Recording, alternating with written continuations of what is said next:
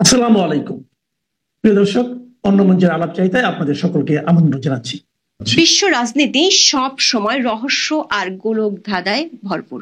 সে ধাঁধা আর রহস্য মাঝে মাঝে বিশ্বকে নতুন করে সাজায়, যেখানে পুরাতন বন্ধুত্ব রূপ নেয় শত্রুতায় আর শত্রুতা বদলে যায় দোস্তিতে।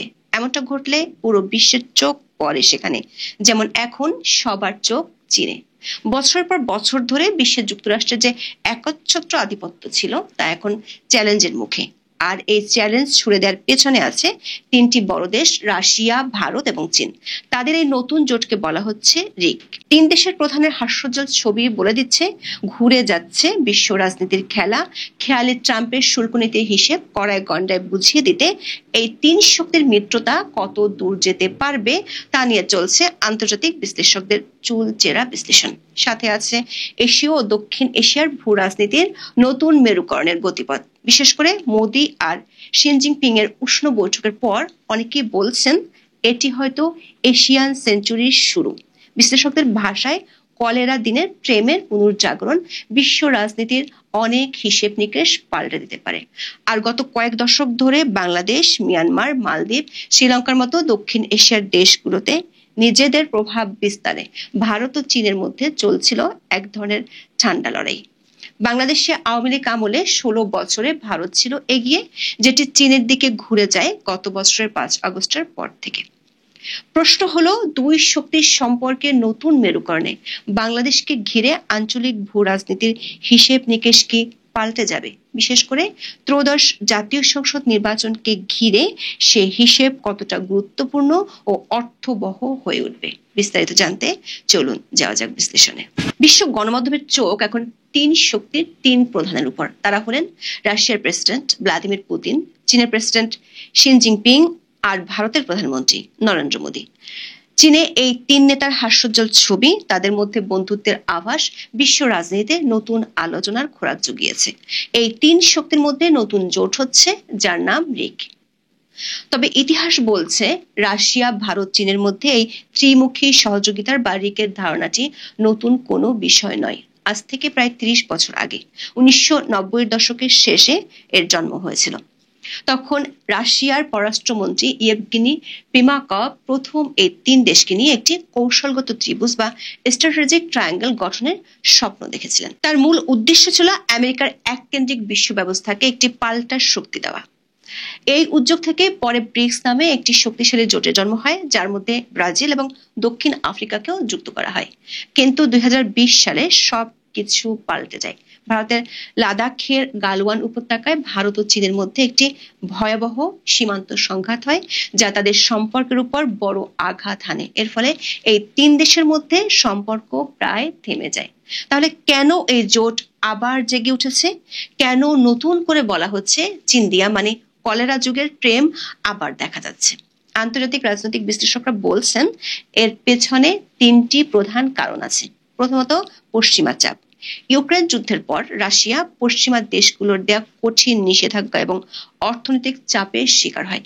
এই চাপ থেকে বাঁচতে রাশিয়া নতুন মিত্র খুঁজছে, যারা তার পাশে দাঁড়াতে পারে। দ্বিতীয়ত, যুক্তরাষ্ট্রের বাণিজ্য নীতি। ডোনাল্ড ট্রাম্পের আমেরিকা ফার্স্ট নীতি এবং বিভিন্ন দেশের উপর অতিরিক্ত শুল্ক চাপানো শুধু চীন নয়, ভারতকেও প্রভাবিত করেছে। এই অর্থনৈতিক চাপও তাদের এক হতে বাধ্য করেছে। তৃতীয়ত, অভিন্ন স্বার্থ।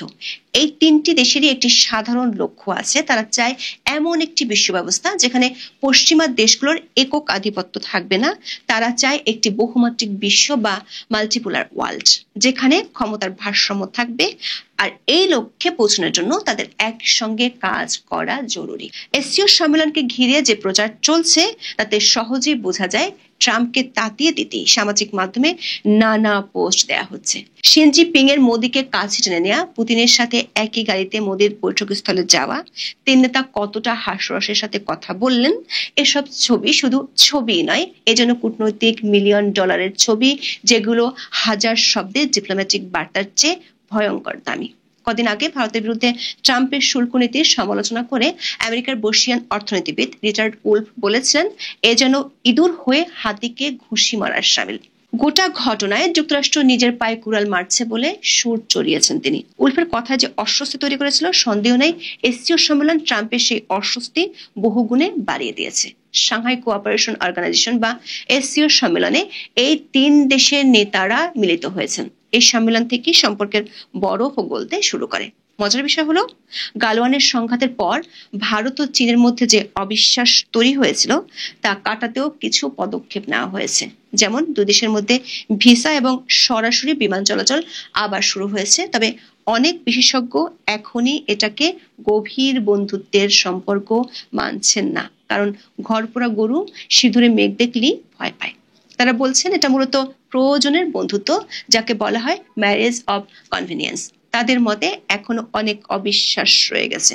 বিশেষ করে ভারত চীনের সঙ্গে পাকিস্তানের ঘনিষ্ঠ সম্পর্ক নিয়ে উদ্বিগ্ন। তবে বিশেষজ্ঞরা একটা বিষয় একমত, সেটা হলো এই জোটের শক্তিকে হালকাভাবে নেয়ার কোনো সুযোগ নেই। তাদের সম্মিলিত শক্তিটা দেখা যাক। বিশ্বের জনসংখ্যার প্রায় 38% মানুষ বাস করে ভারত, চীন ও রাশিয়াতে। তাদের সম্মিলিত সামরিক ব্যয় বিশ্বের মোট সামরিক বাজেটের প্রায় 1/5 আর তাদের মোট জিডিপি বিশ্বের প্রায় 1/3। প্রশ্ন হলো, আরআইসি জোটের উত্থান কি বিশ্বকে নতুন রূপ দিবে, মানে আন্তর্জাতিক রাজনীতির ভর শক্তিকে উলটপালট করে দিবে? বেশিরভাগ বিশেষজ্ঞের ধারণাও তাই। এই জোটটি জাতিসংঘ, বিশ্ব বাণিজ্য সংস্থা বা ডাব্লিউটিও এর মতো আন্তর্জাতিক প্রতিষ্ঠানগুলোতে সংস্কারের দাবি জানাবে, যাতে নতুন বিশ্বের বাস্তবতাকে ভালোভাবে তুলে ধরা যায়। চ্যালেঞ্জ জানাতে পারে যুক্তরাষ্ট্রের ডলারকে। নিজেদের মধ্যে লেনদেনের জন্য নতুন একটি পেমেন্ট সিস্টেম তৈরি করলে বিশ্বজুড়ে মার্কিন ডলারের আধিপত্য বড় হুমকির মুখে পড়বে।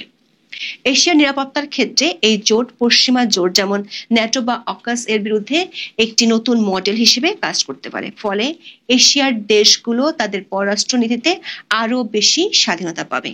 এমন জোট, বিশেষ করে চীন ভারতের হৃদ্যতা যদি বাড়ে, তাহলে দক্ষিণ এশিয়াতে কি হবে? নিঃসন্দেহে এই অঞ্চলের রাজনীতিতে এর সরাসরি প্রভাব পড়বে।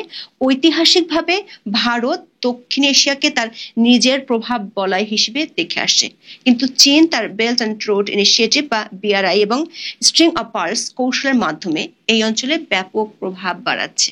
ছোট দেশগুলো এতদিন ভারত ও চীনের এই প্রতিদ্বন্দ্বিতাকে কাজে লাগাচ্ছিল। তারা কোনো একটি দেশের উপর নির্ভরশীল না হয়ে দুপক্ষের কাছ থেকে সুবিধা নেওয়ারও চেষ্টা করে। যেমন মালদ্বীপ, শ্রীলঙ্কা এবং বাংলাদেশের মতো দেশগুলো অর্থনৈতিক ও সামরিক সহায়তার জন্য চীন ও ভারত উভয়ের দিকেই হাত বাড়ানোর চেষ্টা করত।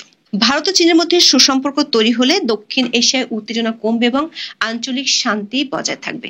সবশেষ প্রশ্ন, চীন ও ভারতের এই সম্পর্ক বাংলাদেশের জন্য কতটা ইতিবাচক বা নেতিবাচক হবে? যদিও বাংলাদেশের পররাষ্ট্র নীতির মূল ভিত্তি হলো সবার সাথে বন্ধুত্ব, কারো প্রতি বিদ্বেষ নয়, কিন্তু 90-এর পর থেকে বাংলাদেশকে ঘিরে আঞ্চলিক ভূ রাজনীতি এবং দেশের অভ্যন্তরীণ রাজনীতিতে 3 পরাশক্তি আমেরিকা, চীন ও ভারতের অস্তিত্বকে অস্বীকার করা যায় না।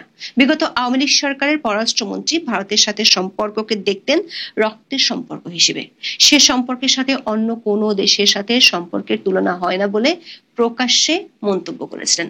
যদিও তিনি দাবি করেছিলেন চীন ছিল বাংলাদেশের উন্নয়নের সহযোগী। বর্তমান পররাষ্ট্র উপদেষ্টা মোহাম্মদ তৌহিদ হোসেন 2024 সালের 15 জুলাই শেখ হাসিনার চীন সফরের পর লিখেছিলেন, বাংলাদেশ চীন ও ভারতের মধ্যে ভারসাম্য রাখতে পারছে না। অনেককে বলতে শোনা যায়, চীন সফর থেকে ফিরে আসার পরই শেখ হাসিনার বিদায় ঘণ্টা বেজে গিয়েছিল ওই ভারসাম্যহীনতার কারণে। গত বছর 5 আগস্ট ক্ষমতার পালাবদলের পর অধ্যাপক ইউনূস সরকার ও তার মিত্ররা ভারত বিরোধিতায় নেমে পড়ে। দুদেশের সম্পর্ক এতটা তলানিতে আর কখনো গিয়েছিল কিনা তা বলা মুশকিল। বহু চেষ্টা তদবির করে অধ্যাপক ইউনূস ব্যাংককে মোদির সাথে বৈঠক করেছিলেন, কিন্তু তাতে খুব বেশি কাজ হয়নি। সে সুযোগে কাজ শিখেছে চীন ও পাকিস্তান। আবার ইউনূসের আমলে ঢাকার মার্কিন দূতাবাসের তৎপরতা এতটাই বেড়েছে যে আপনার মনে হতে পারে বাংলাদেশ যেন আমেরিকার কোনো অঞ্চল। সরকারের উপদেষ্টা থেকে শুরু করে বিচারপতি, আইন শৃঙ্খলা বাহিনী, নির্বাচন কমিশন সবার সাথে বৈঠক করছেন দেশটির ভারপ্রাপ্ত রাষ্ট্রদূত। রাখাইন করিডোর ইস্যুতে আমেরিকার আগ্রহের বিষয়টি নিয়ে জনশ্রুতি আছে, কিন্তু তাতে সায় নেই চীনের। 7 সমুদ্র 13 নদী পাড়ি দিয়ে এসে আমেরিকা চায় চীন যাতে ইন্দো প্যাসিফিক অঞ্চলের কোনো দেশে প্রভাব বিস্তার করতে না পারে, যেমনটা তারা করেছে মিয়ানমারে। চীন বাংলাদেশের সবচেয়ে বড় বাণিজ্য অংশীদার এবং সামরিক সরঞ্জামের প্রধান সরবরাহকারী। বাংলাদেশ নিয়ে চীনের সাথে এতদিন বিরোধ ছিল ভারত ও আমেরিকার। এখন ভারতের সাথে যদি সম্পর্কের গতিপথ বদলে যায়, তাহলে চীন এবং ভারত হয়তো বন্ধু হয়ে যাবে, প্রতিপক্ষ হয়ে যাবে আমেরিকা। সেটি যদি অধ্যাপক ইউনূসের আমলে ঘটে তাহলে অনেক কিছুর গণেশ উল্টে যেতে দেখা যাবে। কারণ সবচেয়ে বড় প্রতিবেশী আর সবচেয়ে বড় বাণিজ্যিক ও সামরিক পার্টনার এক হয়ে গেলে, তাও আবার দক্ষিণ এশিয়ার কোনো দেশের ইস্যুতে, তাহলে বাংলাদেশকে তারা আঞ্চলিক পরাশক্তির সাথে সম্পর্কের ক্ষেত্রে নতুন করে ভাবতে হবে। কিন্তু বাংলাদেশের পণ্য রপ্তানির বড় বাজার যুক্তরাষ্ট্র, ফলে একদিকে চাপ কমলেও আর একদিকে চাপ বাড়তে পারে। বরাবরের মতো সেই চাপ অভ্যন্তরীণ রাজনীতিতেও ঢুকে পড়বে। গত বছর 5ই আগস্টের পর থেকে চীন ও আমেরিকা যেভাবে বাংলাদেশের রাজনৈতিক দলগুলোর সাথে নিয়মিত যোগাযোগ গড়ে তুলেছে, সেখানে চীনের অংশে ভারত যদি ঢুকে পড়ে তাহলে বাংলাদেশের মার্কিন পন্থীদের জন্য দুশ্চিন্তার কারণ হয়ে যাবে। ভারতের কাছে আঞ্চলিক নিরাপত্তার জন্য বাংলাদেশের স্থিতিশীলতা খুব জরুরি। সেক্ষেত্রে হয়তো বাংলাদেশের নির্বাচন নিয়ে আগামী কিছুদিনের মধ্যে চীন ও ভারতকে এক সুরে কথা বলতে দেখলে অবাক হওয়ার কিছুই থাকবে না। একটি বিষয় পরিষ্কার, বিশ্ব আর একমুখী নেই। ক্ষমতার ভারসাম্য এখন পশ্চিম থেকে ইউরেশিয়ার দিকে সরে যাচ্ছে। আরআইসি সেই পরিবর্তনের একটি স্পষ্ট ইঙ্গিত। সেই ইঙ্গিত বাংলাদেশেও কিছু বদল নিয়ে আসতে পারে। বাংলাদেশে যা দেখছি না চোখের সামনে, মানে যা ঘটনাবহুল বাংলাদেশ চলছে, তাতে আমার মনে হচ্ছে খুব শীঘ্রই বাংলাদেশে একটা বড় কিছু ঘটতে চলেছে। ভেতরে এখন ছটফটানি চলছে বাংলাদেশের ভেতরে, বাংলাদেশের মানুষের মধ্যে না, সমাজের মধ্যে একটা অস্থিরতা চলছে। যেমন আজকে ধরুন সেনাবাহিনীর প্রধান ওয়াকারুজ্জামান, তিনি আজকে প্রধান বিচারপতির সঙ্গে দেখা করতে গেলেন। ভালো কথা, দেখা টাকা তো সাধারণত হয় না, কেন দেখা করতে গেলে সেই নিয়ে প্রচুর জল্পনা হচ্ছে। ওদিকে আবার এই দেখা করা নিয়ে এই প্রবাসী যারা রয়েছে ইউটিউবার, তারাও দু একটা পোস্ট ছাড়তে লেগে গেছে যে এতে ভয় পাওয়ার কিছু নেই। আবার এদিকে হাসনাত আব্দুল্লাহ বলছে যে এখনো যদি ফ্যাসিবাদী না শক্তি রোখা যায় তাহলে পরে আমাদের অবস্থা কিন্তু নুনের মতো হবে। নুনের মতো হবেই, সেটা আজ হোক কদিন বাদে হোক, যাই হোক। কালাপাঠারা তবু একটু বোঝে, একটু আগাম টাগাম বুঝতে বুঝতে পারে, আর বাকিগুলো সব তো মাথা মোটা। তো যাই হোক, এখন তারপরে এখন শুনছি পিএসও তিনি প্রধান উপদেষ্টার সঙ্গে দেখা করবেন। তারপর আবার রাজনৈতিক দলগুলো আজ রাতেই আবার যাচ্ছে। এদিকে আওয়ামী লীগের যুব দল, যুবলীগ, তারা একটা 400-500 লোকের একটা মিছিল বার করে দিয়েছে। সেটা আবার দেশ টিভি আবার করেছে, আমার কাছে ভিডিও আছে, আমি ভিডিও আপনাদের দেখাচ্ছি। ধানমন্ডিতে নিষিদ্ধ আওয়ামী লীগের মিছিল। ধানমন্ডি থানার ওসি বলেন, মিছিলটি খুব দ্রুত চলে যায়, খবর পেয়ে ঘটনাস্থলে গিয়ে আমরা তাদের পাইনি। কার্যক্রম নিষিদ্ধ থাকা রাজনৈতিক দল আওয়ামী লীগ ও তার সহযোগী সংগঠনের 103 নেতা কর্মী রাজধানী ধানমন্ডিতে মিছিল করেছে, মানে কাগজ যেটা লিখছে। রোববার বেলা 3:15টার দিকে ধানমন্ডির 27 নম্বর রোডে রাপা প্লাজা সংলগ্ন রাস্তা থেকে শঙ্করের বাংলাদেশ আই হসপিটালের সামনে সড়ক পর্যন্ত মিছিল করতে দেখা যায় তাদের। শেখ হাসিনা সহ আওয়ামী লীগ নেতা কর্মীদের নামে থাকা মামলা প্রত্যাহার এবং অন্তর্বর্তীকালীন সরকারের পদত্যাগের দাবি জানানো হয় ওই মিছিল থেকে। এখন এই যে মিছিল হয়েছে, সেই মিছিলে দেখলাম যে আলাদা রকমের উৎসাহ বলতে কিরাম, ধরুন রাজপথের দিকে যারা যাচ্ছে তারাও মিছিলের মধ্যে ঢুকে যাচ্ছে। আবার বাচ্চা কতগুলো আছে সে তারা আবার জয় বাংলা বলে চেঁচাচ্ছে। আমি খুব ভালো করে মিছিল 2-3 করে দেখলাম পুরো ভিডিওটা, জয় বাংলা বলে চেঁচাচ্ছে। বাইকে করে যিনি পাস করছেন তিনি যাওয়ার সময় জয় বাংলা বলে দিয়ে চলে গেলেন। দোকান বন্ধ করে দোকানের শাটার ফেলে দিয়ে দুজন দেখলাম যে ওই মিছিলের মধ্যে ঢুকে গেলেন। তার মানে আস্তে আস্তে সাধারণ মানুষ, এই যে মিছিল বেরোচ্ছে না, সাধারণ মানুষ তার সঙ্গে কিন্তু আস্তে আস্তে ঢুকে যাচ্ছে। এই যে মিছিল যেটা আছে, সেই মিছিলটা দেখবেন ধীরে ধীরে দীর্ঘায়িত হবে। আজকে হয়তো 300-400 লোক আপনার চোখে পড়ছে, কিন্তু এই 300-400 লোক খুব কিন্তু ইঙ্গিতবাহী। এই বাংলাদেশে যে ঘটনায় ইন্টারনাল ব্যাপারগুলো চলছে এবং বৈদেশিক ব্যাপার যেগুলো চলছে, সব কিন্তু ইন্টারকানেক্টেড। মানে ওখানকার খবর শেখ হাসিনার কাছে যাচ্ছে না তা নয়, শেখ হাসিনার কাছে যাচ্ছে, শেখ হাসিনার কাছ থেকে খবরটা পার্কুলেট করে চলে আসছে বাংলাদেশে, ফলে বাংলাদেশের আওয়ামী লীগ ধীরে ধীরে উজ্জীবিত হচ্ছে। আজকে যুবলীগ করলো, কালকে ছাত্রলীগ করবে, তারপরে কিশোর লীগ যদি কেউ থাকে তারপর নেতাকর্মীরা করবে। ধীরে ধীরে দেখবেন এই সাধারণ মানুষও আস্তে আস্তে এই মিছিলের সঙ্গে যোগ হয়ে মিছিলটিকে আরো লম্বা করে দেবে। এই মিছিল যেটা সংক্রমণের মতো, আমি অনেকদিন আগে বলেছিলাম যে এটা কিন্তু ওই সংক্রমণের মতো, আমাদের যে ভাইরাস আক্রমণ হয়েছিল না, সেই ভাইরাস আক্রমণের মতো ছোঁয়াছে। এক জায়গায় হয়েছে আমরা একটা করে দেখাই, ও বলছে ওখানে হয়েছে আমরা একটা করে দেখাই, এই করতে করতে দেখবেন মিছিল আস্তে আস্তে বেড়ে গিয়েছে। তো এখন দেখা যাক এই আপনার কি বলে সেনাপ্রধানের সঙ্গে মিটিংয়ে কি হয়, কারণ সেনাপ্রধানের মাথায় কি ঘুরছে, ওয়াকারের মাথায় কি ঘুরছে সেটা কিন্তু ধরা যাচ্ছে না। খুব পাকাল মাছ তো, ওকে ধরা খুব মুশকিল। তো যাই হোক, কটা দিন অপেক্ষা করলেই বোঝা যাবে যে ডোজটা কাজে লেগেছে, মানে চায়নার ডোজটা কাজে লেগেছে নাকি তিনি তেনার মতোই চলবেন। আর এদিকে পিএস আবার দেখা করতে যাচ্ছে, সবকিছু মিলে আর কি মানে একটা অদ্ভুত জট পেকে রয়েছে। তো আপনারা মিছিলটা দেখুন।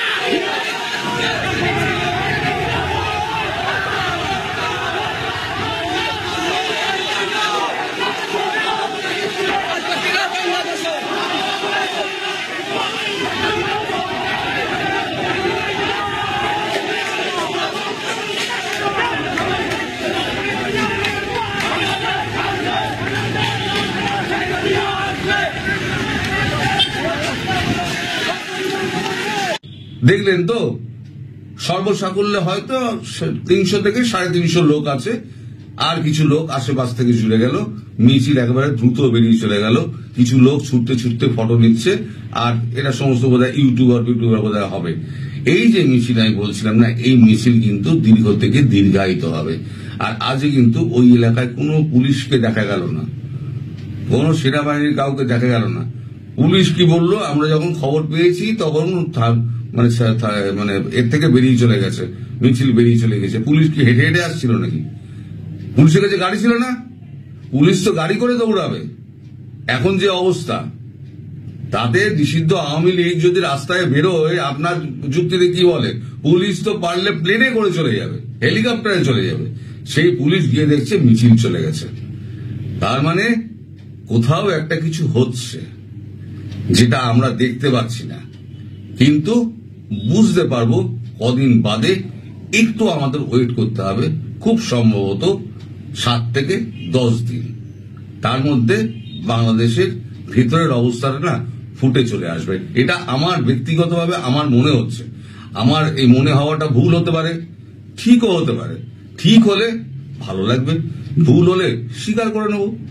সবাই ভালো থাকবেন, সুস্থ থাকবেন এবং সাবধানে থাকবেন। নমস্কার।